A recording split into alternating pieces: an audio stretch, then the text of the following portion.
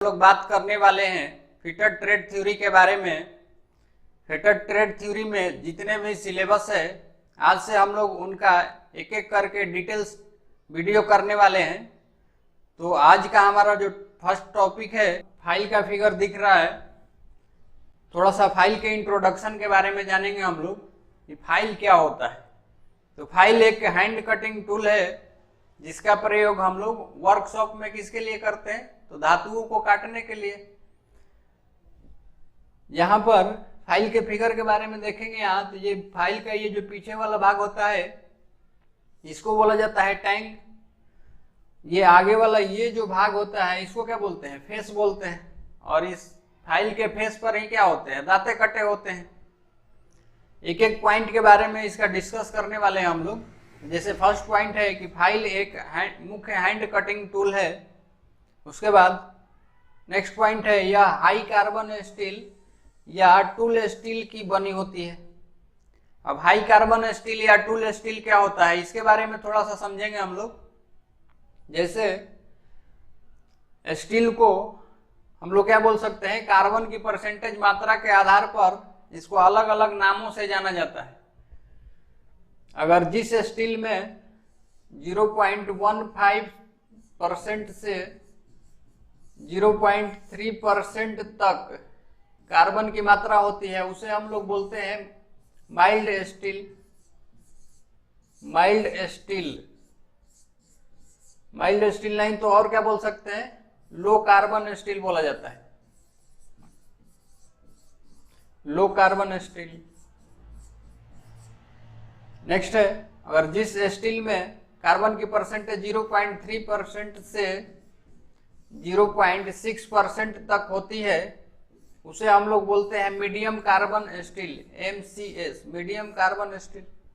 उसके बाद जिस स्टील में कार्बन की परसेंटेज 0.6% से 1.5% तक होती है, 1.5% तक कार्बन होती है उसे हम लोग बोलते हैं high carbon steel, HCS, high carbon steel.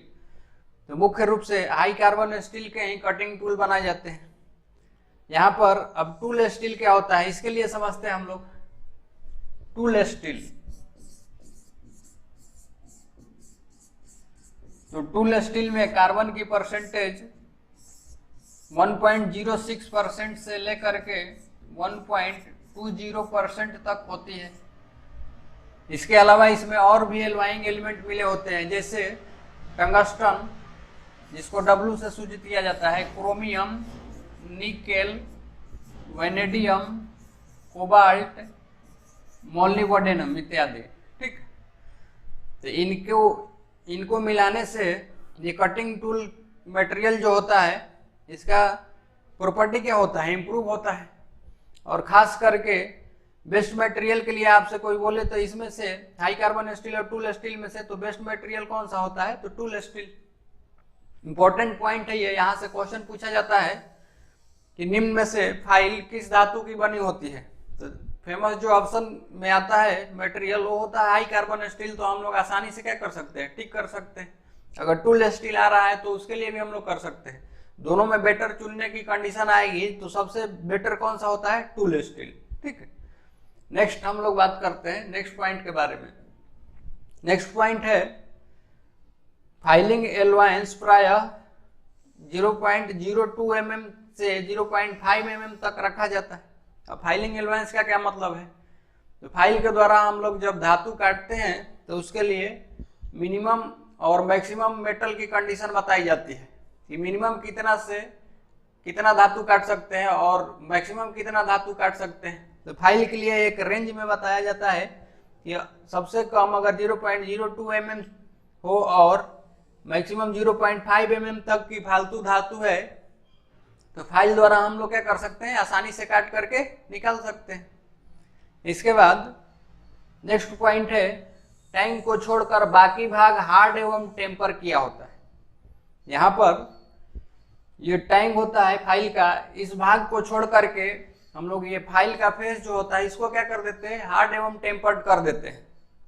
अब हार्ड एवं टेम्पर्ड क्या होता है, हार्ड एवं टेम्पर जनरली हम लोग फाइल के लिए इसलिए करते हैं ताकि कटिंग करते समय फाइल का जो ये फेस पर दांत होता है ये घिस न सके या टूट न सके, या हार्ड करने का पर्पस यही होता है कि फाइल के कटिंग एज थोड़ा हार्ड हो जाते हैं, जिससे आसानी से ये धातु को क्या कर सकता है, काट सकता है। इसीलिए हम लोग क्या करते हैं, हार्ड एवं टेम्पर्ड। ये भी क्वेश्चन पूछा जाता है कि फाइल के किस भाग को छोड़कर हार्ड एवं टेम्पर किया होता है। तो इस फाइल के टैंक वाले भाग को जो हैंडल में फिट होता है इसको छोड़ करके हम लोग क्या कर सकते हैं, बाकी भाग को हार्ड एवं टेम्पर्ड करते हैं। तो आसानी से इस क्वेश्चन को भी हम लोग हैंडल कर सकते हैं एग्जाम में, ठीक है। अब हार्ड एवं टेम्पर्ड क्या होता है इसके लिए समझते हैं। तो जनरली गति के दांतों को हार्ड करने के लिए हम लोग दो तरीका यूज करते हैं, पहला है हार्डनिंग और दूसरा होता है टेम्परिंग। तो हार्डनिंग का मेन पर्पस यही है कि फाइल के कटिंग एज के हार्डनेस को बढ़ाना, ताकि वह कटाई करते समय घिस न सके या टूट न सके। कैसे करते हैं यहाँ पर, तो हार्डनिंग एक हीट ट्रीटमेंट की विधि है, उष्मा उपचार की एक विधि है, जिसमें हम लोग क्या करते, तो स्टील के लिए अगर हम लोग बात करें तो स्टील को या जो भी कटिंग टूल है इसको हार्ड करने के लिए सबसे पहले क्या करते हैं, भट्ठी में गर्म करते हैं। कितना टेम्परेचर तक गर्म करते हैं, तो उसके लिए दो टेम्परेचर डिफाइंड होता है। स्टील के लिए जो लोअर क्रिटिकल टेम्परेचर होता है 723 डिग्री सेल्सियस, और अपर क्रिटिकल टेम्परेचर जो होता है ये 800 डिग्री सेल्सियस होता है। अब लोअर क्रिटिकल टेम्परेचर और अपर क्रिटिकल टेम्परेचर क्या होता है, इसके लिए थोड़ा सा समझते हैं हम लोग। लोअर क्रिटिकल टेम्परेचर एक ऐसा टेम्परेचर होता है जिसमें स्टील के अंदरूनी बनावट में परिवर्तन आना चालू होता है, और ये तब तक होते रहता है जब तक अपर क्रिटिकल टेम्परेचर न पहुंच जाए। यानी ये भी हम लोग बोल सकते हैं कि अपर क्रिटिकल टेम्परेचर एक ऐसा टेम्परेचर होता है जिस पर स्टील के अंदरूनी बनावट में परिवर्तन होना क्या हो जाता है, बंद हो जाता है। तो स्टील के लिए अपर क्रिटिकल टेम्परेचर 800 डिग्री सेल्सियस मान करके चला जाता है, और लोअर क्रिटिकल टेम्परेचर कितना, 723 डिग्री सेल्सियस। इसके बाद जो स्टील को या जिस टूल को या जिस पार्ट को हार्ड करना होता है उसको हम लोग अपर क्रिटिकल टेम्परेचर से 30 से 50 डिग्री सेल्सियस अधिक, यानी ये बोल सकते हैं हम लोग कि 830 डिग्री सेल्सियस नहीं तो 850 डिग्री सेल्सियस तक क्या करते हैं, गर्म करते हैं। अब गर्म करने के बाद फिर हम लोग क्या करते हैं, इसको ठंडा करने के लिए अलग अलग साधन का प्रयोग करते हैं, जिसको समन माध्यम बोला जाता है हिंदी में, और इंग्लिश में बोलते हैं क्विंचिंग मीडिया। और क्विंचिंग मीडिया के लिए मुख्य रूप से हम लोग पानी, तेल, ब्राइन सोल्यूशन। ब्राइन सोल्यूशन क्या होता है, नमक, पानी और कास्टिक सोडा का घोल होता है, जिसमें हम लोग क्या करते हैं, तेज रेट से कूलिंग कर सकते हैं ब्राइन सोल्यूशन में। अब एक चीज यहाँ पर और ध्यान देना है कि जॉब को गर्म करके जितना तेज गति से ठंडा करेंगे, तेज रेट से ठंडा करेंगे, उतने ही क्या होती है, जॉब में हार्डनेस आती है। यानी सिंपल सा ये मीनिंग है कि अगर हम लोग ब्राइन सोल्यूशन में जॉब को ये 830 से 850 डिग्री सेल्सियस तक गर्म करके ठंडा करें तो जल्दी ठंडा होता है, तेज गति से ठंडा होता है, और ऐसा करने से हार्डनेस क्या होता है, अधिक आता है। नॉर्मली जो हम लोग सामान्य रूप से जो प्रयोग करते हैं हम लोग क्विंचिंग मीडिया, वो होता है वाटर नहीं तो ऑयल, और ज्यादा हार्डनेस चाहिए तो हम लोग किसका प्रयोग करते हैं, ब्राइन सोल्यूशन का, ठीक है। तो हार्डनेस इस तरह से हम लोग अचीव कर सकते हैं। जिस तरह का फाइल में हम लोगों को हार्डनेस चाहिए उसके लिए गर्म करके जॉब को और तुरंत क्या कर देते हैं, क्विंच कर देते हैं। क्विंच करने के बाद तो जितना तेज गति से ठंडा होगा उतना ही क्या होगा, फाइल के फेस के ऊपर हार्डनेस आती है। तो ये तो हुई हार्डनेस की बात। अब हम लोग टेम्परिंग के बारे में समझते हैं। टेम्परिंग में क्या करते हैं, तो इसमें भी हम लोग ये अपर क्रिटिकल टेम्परेचर से 30 से 50 डिग्री सेल्सियस अधिक, 30 से 50 डिग्री सेल्सियस अधिक तापमान तक गर्म करते हैं, और इसको फिर हम लोग क्या करते हैं, तेल या पानी में डुबो करके क्विंच करके और तुरंत निकाल लेते हैं। ज्यादा टाइम नहीं देते हैं, नहीं तो तेज रेट से कूलिंग होता फिर हार्डनिंग वाली ही बात हो जाएगी। तो डुबो करके और तुरंत क्या कर लेते हैं, निकाल लेते हैं। तो सिंपल सा इन दोनों प्रोसेस का मतलब यही होता है कि फाइल की हार्डनेस को क्या करना, इंप्रूव करना, और ब्रिटलनेस को क्या करना, कम करना, ताकि कटाई करते समय फाइल टूट ना सके या उसके दांते घिस ना सके, इससे बचने के लिए हम लोग क्या करते हैं, हार्डनिंग एवं टेम्परिंग करते हैं। अब नेक्स्ट विधि है कि फाइल के हार्डनेस को हम लोग किस तरह से जांच सकते हैं। फाइल के हार्डनेस को जांचने के लिए रॉकवेल हार्डनेस विधि का प्रयोग किया जाता है और खास करके फाइल की हार्डनेस HRC में बताई जाती है। और फाइल की हार्डनेस जो होती है 60 से 64 HRC होती है। अब ये HRC क्या है, तो HRC का मतलब है hardness Rockwell scale C। HRC scale C scale B क्या होता है, इसके लिए हम लोग यहाँ पर फिगर में समझते हैं एक एक करके। ठीक, यहाँ पर ये हार्डनेस रॉकवेल टेस्टिंग मशीन है, पहले इसमें एक एक पार्ट के बारे में समझते हैं। यहाँ पर ये जो पार्ट है इसको बोलते हैं हैंड व्हील। ये हैंड व्हील है, ये एनिमल है जिसके ऊपर हम लोग क्या करते हैं, जो टेस्ट करने वाला मटेरियल है या फाइल है उसको हम लोग रख करके और फिर क्या कर सकते हैं, इसको हैंड व्हील से ऊपर उठा सकते हैं। इसके बाद नेक्स्ट जो पार्ट है ये है पॉइंटर, नहीं तो इसको इंडेंटर बोला जाता है। इसके बाद ये है डायल। डायल जो हार्डनेस नंबर को क्या करता है, इंडिकेट करता है। यहाँ पर ये लोड शिफ्टर होता है। पहले पार्ट के बारे में देख लेते हैं एक एक का, फिर फंक्शन इसका समझते हैं। अब यहाँ पर ये जो डायल है इसमें दो रीडिंग होता है। जनरली हम लोग हार्डनेस रॉकवेल टेस्टिंग मशीन में दो स्केल HRC और HRB का प्रयोग करते हैं। तो HRC जो होती है स्केल C जिसको बोला जाता है हार्डनेस रॉकवेल स्केल C, इसका प्रयोग हम लोग हार्ड मटेरियल की टेस्टिंग के लिए करते हैं। जैसे high carbon steel, tool steel, इनका अगर हार्डनेस जांचना होगा तो यहाँ पर ये ब्लैक वाली जो रीडिंग दिख रही है इसको हम लोग स्केल C बोलते हैं, स्केल C पर जांचते हैं। और अगर हम लोगों को सॉफ्ट मटेरियल की हार्डनेस की चेकिंग करनी होती है तो उसके लिए हम लोग HRB स्केल B का प्रयोग करते हैं, जो कि यहाँ पर रेड कलर में दिख रहा है।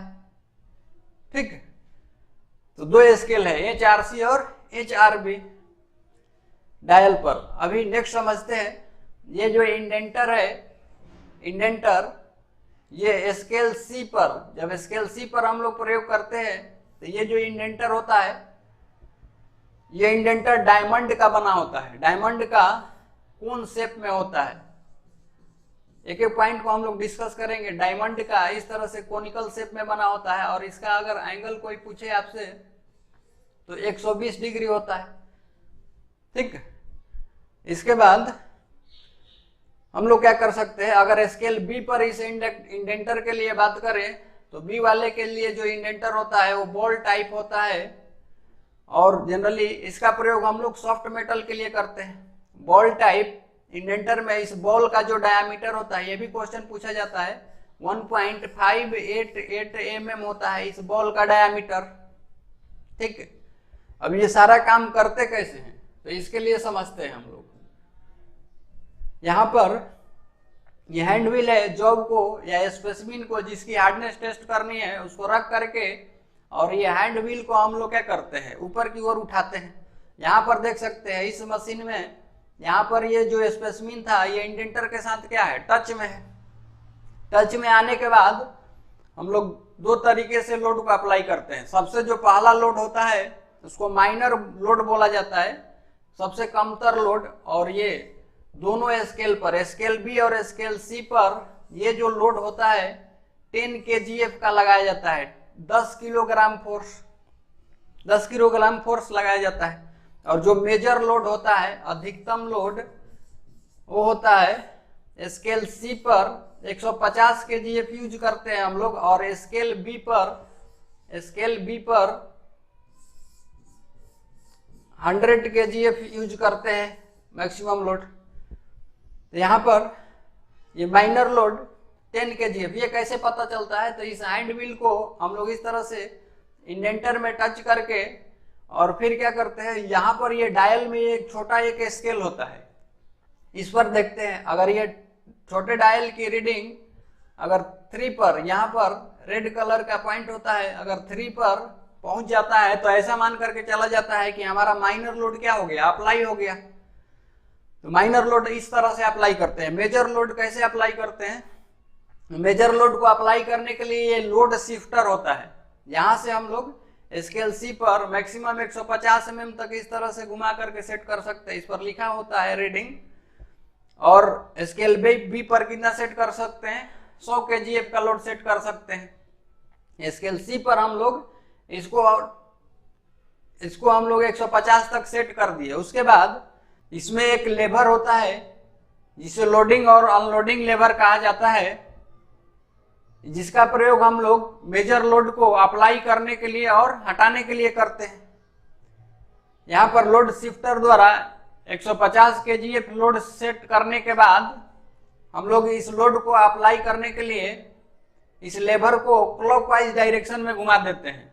ऐसा करने से मेजर लोड अप्लाई होता है और ये जो पॉइंट है यानी इंडेंटर है, ये जॉब में या स्पेसिमेन के अंदर दबते जाता है, यानी इंडेंटेशन होते जाता है जॉब में। और तब तक ये दबते जाता है जब तक हमारा मेजर लोड कंप्लीट नहीं हो जाता, यानी 150 kgf स्केल सी पर कंप्लीट नहीं हो जाता। स्केल सी पर 50 kgf कंप्लीट होने के बाद ये नीडल आ करके रुकता है कहीं। रुकने के बाद हम लोग 30 सेकंड तक इंतजार करते हैं और उसके बाद इस लेबर को अब हम लोग ग्रेजुअली अनलोड करते हैं। इसके लिए हम लोग एंटी क्लॉकवाइज डायरेक्शन में इस लेबर को क्या करते हैं? घुमाते हैं। घुमाने के बाद यहाँ पर ये जो इसका डायल का नीडल है ये कहीं आ करके इधर रुकता है। जैसे फाइल के लिए अगर बताएं तो ये 60 है स्केल सी पर और यहाँ पर 65 है।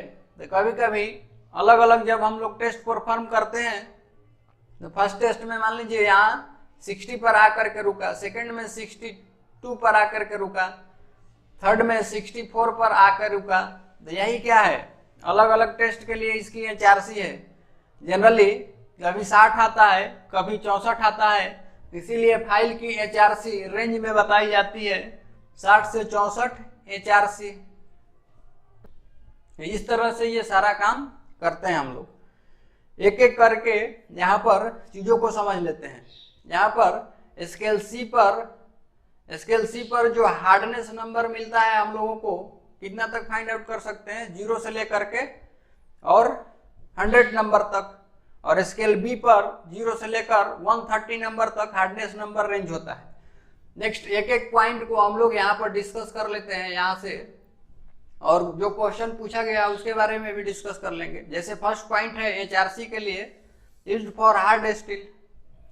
उसके बाद नेक्स्ट है इसमें लोड रेंज जो लगाते हैं 10 kgf से कितना 150 kgf। यहाँ पर एक चीज और समझिए, एक बार DMRC में क्वेश्चन पूछा कि हार्डनेस रॉकवेल टेस्ट के लिए जो माइनर लोड अप्लाई की जाती है कितनी होती है, तो सिंपल सा समझिए यहाँ पे, वहां पर kgf में लोड ऑप्शन में नहीं दिया था, वहां दिया था न्यूटन में। तो जनरली 10 kgf हम लोग माइनर लोड अप्लाई करते हैं। अगर किलोग्राम फोर्स से नहीं तो सिंपल सा बोल सकते हैं kg से हम लोगों को न्यूटन में आना होता है। तो उसके लिए क्या करते हैं, g का जो वैल्यू होता है 9.81 नहीं तो 9.8 से क्या करते हैं, मल्टीप्लाई करते हैं। चूंकि 1 न्यूटन बराबर क्या होता है, सॉरी 1 kg बराबर क्या होता है, 1 kg बराबर होता है 9.8 न्यूटन। इसलिए हम लोग क्या बोल सकते हैं यहाँ पर, अगर 10 kg को निकालना होगा तो 10 इंटू 9.8 ये न्यूटन में कितना बता सकते हैं, तो इसके लिए हम लोग बोल सकते हैं 98 न्यूटन, और यही ऑप्शन में दिया था। तो सिंपल सा आपको बस यूनिट का कन्वर्जन वहां पर पूछ लिया था 2019 में DMRC। तो यहाँ पर हम लोग जनरली यही बोल सकते हैं, ये kgf को के बदलने के लिए हम लोग 9.8 से गुना कर सकते हैं। अगर g का वैल्यू कोई 10 यूज करेगा तो 10 इंटू क्या बोल सकते हैं 10, तो टोटल न्यूटन में कितना हो जाएगा 100 न्यूटन हो सकता है ये। तो ऑप्शन के अनुसार आपको देखना है कि g का वैल्यू 9.8 लिया है या 10 लिया है।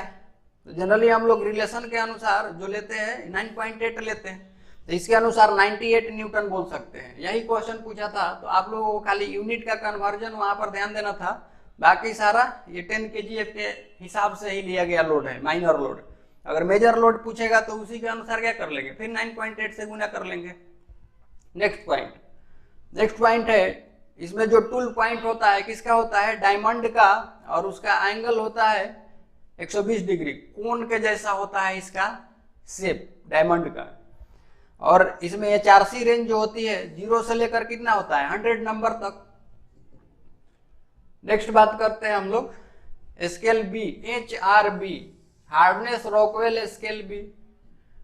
इसमें एक एक पॉइंट को डिस्कस कर लेते हैं। इसका प्रयोग सॉफ्ट मेटल की टेस्टिंग के लिए करते हैं, जैसे माइल्ड स्टील, एल्युमिनियम, कॉपर। उसके बाद टूल पॉइंट जो होता है हार्ड स्टील बॉल होता है, हार्ड स्टील का बॉल और उसका डायमीटर 1.588 mm होता है व्यास।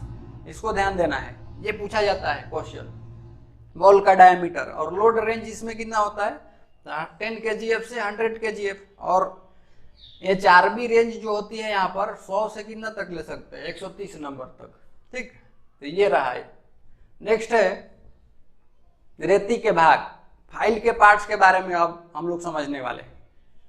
तो फाइल के पार्ट्स के बारे में एक एक करके समझते हैं। यहाँ पे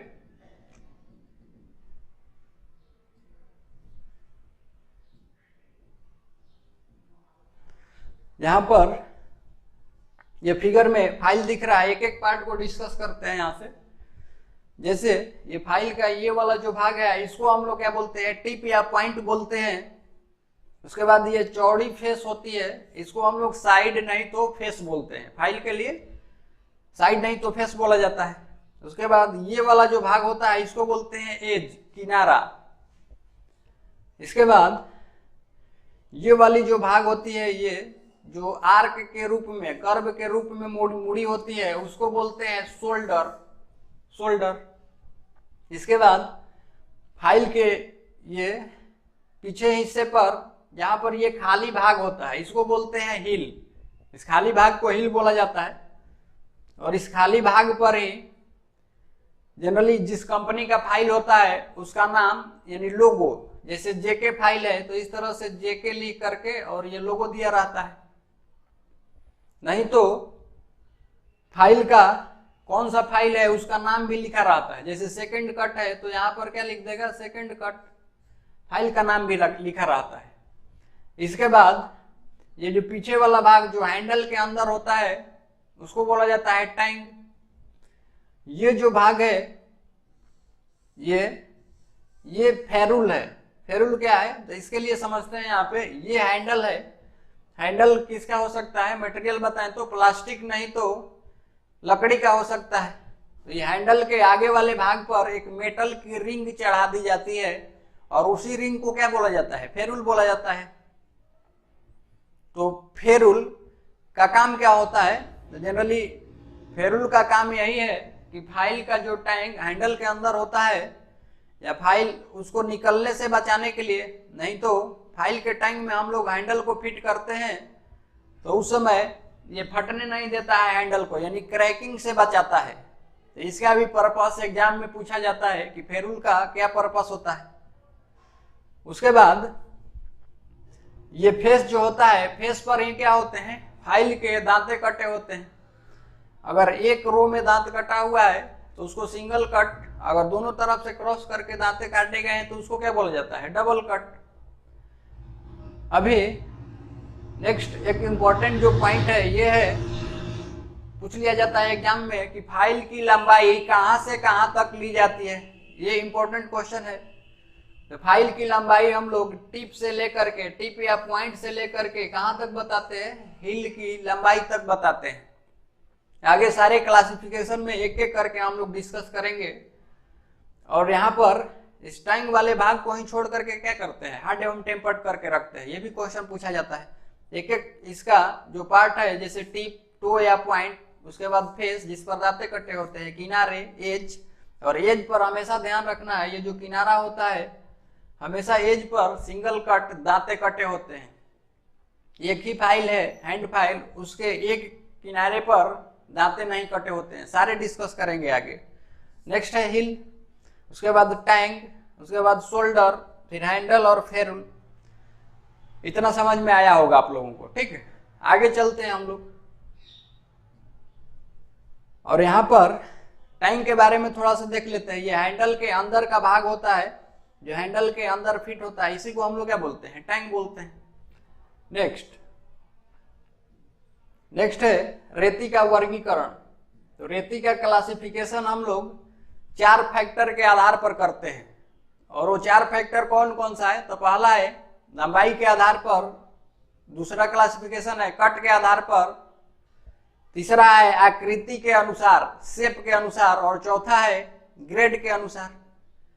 तो एक एक करके हम लोग इन सारे क्लासिफिकेशन को देखने वाले हैं, और यहां से भी बहुत सारे क्वेश्चन एग्जाम में पूछे जाते हैं। ठीक, तो अभी हम लोग सबसे पहला क्लासिफिकेशन है उसके बारे में डिस्कस करते हैं, लंबाई के आधार पर। तो लंबाई के आधार पर जो रेती होती है 100 mm से 450 mm तक होती है, जैसे 100 mm, 150 mm, 200, 250, 300, 350, 400 और 450। यहाँ पर अगर देखेंगे तो फाइल की सिंपल सी हम लोग रेंज जो बता सकते हैं वो क्या बोल सकते हैं कि फाइल की रेंज जो होती है 100 mm से लेकर के कितनी होती है, 100 mm से 450 mm, 450 mm। यहाँ पर फाइल का अलग अलग रेंज कैसे बढ़ रहा है, तो 50-50 mm के अंतराल पर। यह भी क्वेश्चन पूछा जाता है कि साधारणतः जो फाइल मिलती है जो कितने mm के अंतराल पर मिलती है लंबाई में, तो 50-50 mm के लंबाई में 50-50 mm के अंतराल पर ये अलग अलग लंबाई में मिलती है। ठीक, उसके बाद अभी हम लोग देखे थे कि रेती का लंबाई कहां से कहां तक लेते हैं, तो हिल से पॉइंट तक रेती की लंबाई ली जाती है। ये भी इंपॉर्टेंट क्वेश्चन है, फाइल से अगर क्वेश्चन पूछता है तो ये क्वेश्चन कॉमन सा पूछ लिया जाता है। और इसका मतलब क्या है, ये पॉइंट से लेकर के और ये हिल, फाइल की लंबाई पॉइंट से हिल तक बताते हैं, इस फिगर में दिखाया गया है। तो यहां से जो भी क्वेश्चन पूछे जाते हैं वो भी हम लोग डिस्कस कर लिए। अब आगे चलते हैं, और ये जो क्वेश्चन है ये एक एग्जाम के लिए नहीं है, लगभग हर एक एग्जाम के लिए ये कॉमन सा क्वेश्चन पूछा जाता है। तो आपको एग्जाम का मुंह देख करके नहीं पढ़ना है कि इस एग्जाम के लिए इंपॉर्टेंट है या किसके लिए इंपॉर्टेंट है, ये सारे एग्जाम के लिए इंपॉर्टेंट है। ठीक है, और उसी पॉइंट ऑफ व्यू से आपको क्या करना है, नोट डाउन करते जाना है और चीजों को समझते जाना है। ठीक, नेक्स्ट बात करते हैं हम लोग आगे। नेक्स्ट है कट के अनुसार। तो कट के अनुसार जो फाइल है, पहला फाइल है सिंगल कट। कट क्या होता है तो यहाँ पर फिगर में समझ सकते हैं। तो ये फाइल है, और अगर कट बताएं तो रेती के फेस पर दांते किस प्रकार के कटे हुए हैं। अगर इस तरह से सिंगल कट कटा हुआ है दांत, ये रेती की एक्सिस है, अगर इस तरह से एक ही रो में दांते कटे हुए हैं तो इसको हम लोग क्या बोलते हैं, सिंगल कट फाइल। एक एक पॉइंट इसमें भी समझते हैं हम लोग। जैसे यहाँ पर ये रेती की एक्सिस है, इसके दांतों के झुकाव के बारे में बताएं कि एक्सिस के साथ इसका दांत कितने डिग्री के कोण पर झुका होता है या बने होते हैं। तो इसके लिए हम लोग बोल सकते हैं ये 60 डिग्री के कोण पर क्या होता है, बना होता है। ये भी क्वेश्चन पूछा जाता है कि सिंगल कट फाइल का दांतों का झुकाव केंद्रीय रेखा से, रेती के केंद्रीय रेखा से कितने डिग्री के कोण पर होते हैं, तो 60 डिग्री के कोण पर। आगे जनरली इस फाइल का प्रयोग हम लोग सॉफ्ट मेटल की कटिंग के लिए करते हैं, मुलायम धातुओं को काटने के लिए प्रयोग करते हैं। ठीक है, जैसे एल्युमिनियम, कॉपर, पीतल, इनको काटने के लिए। तो ये भी पूछ लिया जाता है सॉफ्ट मटेरियल को काटने के लिए कौन सा फाइल। तो एक एक पॉइंट इसमें भी हम लोग डिस्कस करते हैं। जैसे फर्स्ट फाइल पॉइंट है, इस प्रकार की रेती के फेस पर दांते एक दूसरे के समांतर कटे होते हैं, कॉमा ये रेती के केंद्रीय रेखा के साथ 60 डिग्री का कोण बनाता है। ये पॉइंट इंपॉर्टेंट है, 60 डिग्री कोण याद रखना है आपको। नेक्स्ट है, इसका प्रयोग प्रायः बहुत नरम धातु को काटने के लिए किया जाता है, जैसे एल्युमिनियम, एग्जाम्पल ध्यान रखना है, पीतल, तांबा इत्यादि। ठीक, नेक्स्ट, इस रेती द्वारा बनी सतह डबल कट रेती की अपेक्षा अधिक फिनिश बनती है, परंतु इसके द्वारा धातु कम कटती है।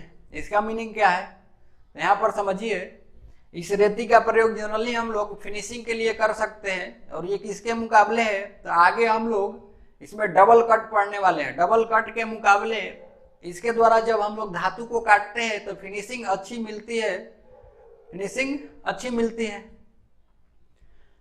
लेकिन इसके द्वारा धातु की मात्रा जो होती है बहुत कम कटती है। और ये डबल कट में धातु की मात्रा हम लोग जनरली ज्यादा काट सकते हैं। यहाँ पर नेक्स्ट जो हम लोग बात करने वाले हैं वो फाइल है कट के आधार पर डबल कट फाइल। यहाँ पर ये फिगर में दिख रहा है, अगर फाइल के फेस पर दांतों को देखें तो फाइल के फेस पर दांतें जो होते हैं यहाँ पर दो सेटों में कटे होते हैं एक दूसरे के विपरीत। जैसे ये वाला जो दांत है इसको हम लोग फर्स्ट कट बोलते हैं। फर्स्ट कट को ओवर कट भी बोला जाता है। अगर इसका एंगल पूछे केंद्रीय रेखा के साथ, इसका एंगल कितना होता है 70 डिग्री। और दूसरे सेट के जो दांत होते हैं ये ऊपर की तरफ करके कटे होते हैं, इसको बोला जाता है अप कट। और ये रेती के केंद्रीय रेखा के साथ कितने डिग्री के कोण पर होते हैं, तो ये 51 डिग्री के कोण पर होते हैं, 51 डिग्री के कोण पर। एक एक पॉइंट इसमें भी डिस्कस कर लेते हैं। यहाँ पर ये फाइल का ये दांतों का सेट दो क्रॉस करके कटे होते हैं, जिसके कारण यहाँ पर कटिंग एज ज्यादा होने की वजह से जिसका प्रयोग हम लोग ज्यादा धातु काटने के लिए कर सकते हैं। तो सिंगल कट और डबल कट के दोनों में कंपैरिजन करें तो ये डबल कट क्या करती है, तो ज्यादा मात्रा में धातु को निकाल सकती है। एक एक पॉइंट इसमें भी डिस्कस कर लेते हैं। इन रेतियों के दांते दोनों ओर एक दूसरे की विरोधी दिशा में दो सेटों में कटे होते हैं जो एक दूसरे को क्रॉस करके काटे जाते हैं। नेक्स्ट पॉइंट, पहला कट केंद्रीय रेखा के साथ 70 डिग्री का कोण बनाता है जिसे ओवर कट भी कहा जाता है। और दूसरा जो होता है कितना कोण बनाता है 51 डिग्री का, और इसे क्या बोलते हैं अप कट भी बोलते हैं। जनरली सिंगल कट फाइल के मुकाबले इसमें फिनिशिंग जो होती है कम आती है, लेकिन धातु क्या कर सकते हैं ज्यादा काट सकते हैं। धातु ज्यादा क्यों काट सकते हैं, तो इसमें दांत तो क्या होते हैं अधिक होते हैं, इसी कारण से क्या कर सकते हैं मेटल को अधिक काट सकते हैं। ठीक, नेक्स्ट है कट के आधार पर नेक्स्ट फाइल है रास्प कट फाइल। ये भी इंपॉर्टेंट फाइल है, यहां से भी क्वेश्चन पूछा जाता है। एक एक पॉइंट इसका इंपॉर्टेंट है। जैसे ये फिगर में दिख रहा है, ये जो फाइल है इसकी आकृति के बारे में बात करें, इसका क्रॉस सेक्शन के बारे में बात करें, यानी इसका अगर काट करके देखें तो इसका क्रॉस सेक्शन, इसका एरिया कैसा दिखता है, तो ये अर्धगोलाकार शेप में होती है। केवल अर्धगोलाकार शेप में ही बनाई जाती है। और इस पर दांते जो होते हैं इस तरह से ये उठे होते हैं, ये ट्रायंगुलर त्रिकोण के जैसे क्या होते हैं उठे होते हैं। जनरली इसका प्रयोग हम लोग रबड़, चमड़ा, लेदर इत्यादि इन सबको काटने के लिए करते हैं। ठीक है, यहां से एक एक पॉइंट इंपॉर्टेंट है। पहला है यह केवल अर्धगोल आकार में मिलती है। यह भी क्वेश्चन पूछा गया है एनसीएल में कि रास्प कट फाइल का शेप कैसा होता है, तो अर्धगोलाकार हाफ राउंड शेप। इसका प्रयोग चमड़ा, लकड़ी, हार्ड रबर, प्लास्टिक, फाइबर इत्यादि को काटने के लिए किया जाता है। यह भी पूछा जाता है, सिंपल सा क्वेश्चन पूछ लिया जाएगा आपसे कि लकड़ी, चमड़ा, हार्ड रबर, प्लास्टिक इत्यादि को काटने के लिए निम्न में से कौन सा फाइल, तो उस समय हम लोग किसको टिक आउट करेंगे रास्प कट फाइल को। नेक्स्ट जो फाइल है कर्व्ड कट फाइल है, जिसको वक्राकार कट फाइल बोला जाता है। इसके लिए समझते हैं, जहां पर इसका क्रॉस सेक्शन जो होता है वो फ्लैट ही होता है, चपटा होता है शेप, लेकिन इस पर जो दांते कटे होते हैं ये कर्व के रूप में कटे होते हैं, घुमावदार। तो इसका प्रयोग किसके लिए करते हैं, तो सॉफ्ट मेटल को काटने के लिए। जैसे फर्स्ट पॉइंट इसमें है, इस रेती पर कर्व दांते कटे होते हैं, इसका प्रयोग नरम धातु को काटने तथा फिनिश लाने के लिए किया जाता है, जैसे एल्युमिनियम, टीन, कॉपर, प्लास्टिक इत्यादि। तो इस तरह से अगर आपसे क्वेश्चन पूछा जाए, इसे विक्सन फाइल भी कहा जाता है, तो आसानी से हम लोग कर सकते हैं। अब नेक्स्ट वीडियो में आगे का जो क्लासिफिकेशन है शेप के आधार पर उसको डिस्कस करना।